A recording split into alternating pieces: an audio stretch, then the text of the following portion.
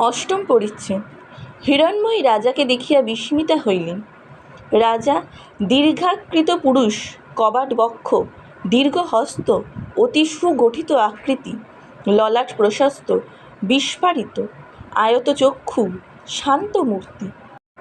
এরূপ সুন্দর পুরুষ কদাচিৎ স্ত্রীলোকের নয়নপথে পড়ে। রাজাও সৃষ্টি কন্যাকে দেখিয়া জানাইলেন যে রাজাবরদে এইরূপ সুন্দর দুর্লভ। রাজা কহিলেন, তুমি হিরণ্ময়ী?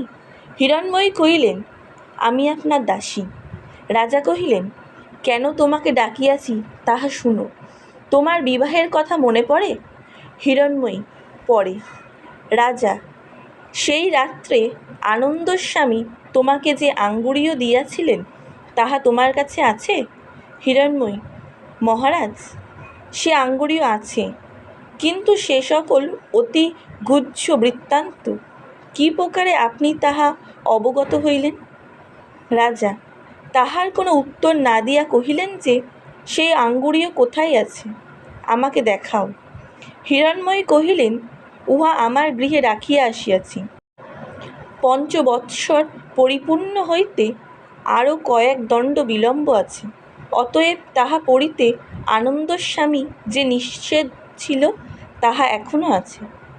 রাজা, ভালোই, কিন্তু সেই আঙ্গুরীয়ের অনুরূপ দ্বিতীয় যে আঙ্গুরীয় তোমার স্বামীকে আনন্দস্বামী দিয়াছিলেন তাহা দেখিলে চিনিতে পারিবে?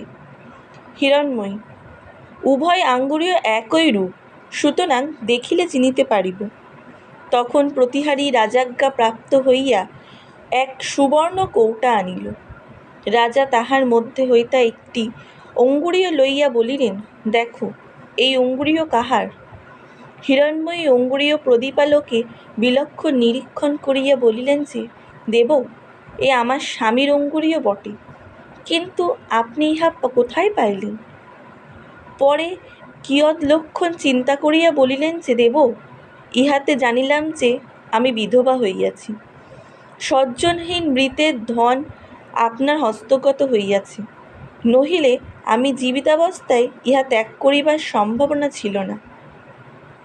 রাজা হাসিয়া কহিলেন যে, আমার কথায় বিশ্বাস করো, তুমি বিধবা নহ।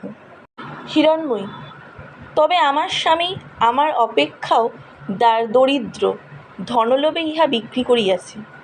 রাজা, তোমার স্বামী ধনী ব্যক্তি। হিরণ্ময়ী, তবে আপনি বলে ছলে কৌশলে তাহার নিকট ইহা অপহরণ করিয়াছেন। রাজা এ দুঃসাহস কথা শুনিয়া বিস্মিত হইলেন, বলিলেন, তোমার বড় সাহস! রাজা, মদনদেব চোর, ইহা আর কেহ বলে না। হিরণ্ময়ী, নচেৎ আপনি এ আঙ্গুরীয় কোথায় পাইলেন? রাজা, আনন্দস্বামী তোমার বিবাহের রাত্রে ইহা আমার আঙ্গুলিতে পড়িয়া দিয়াছেন।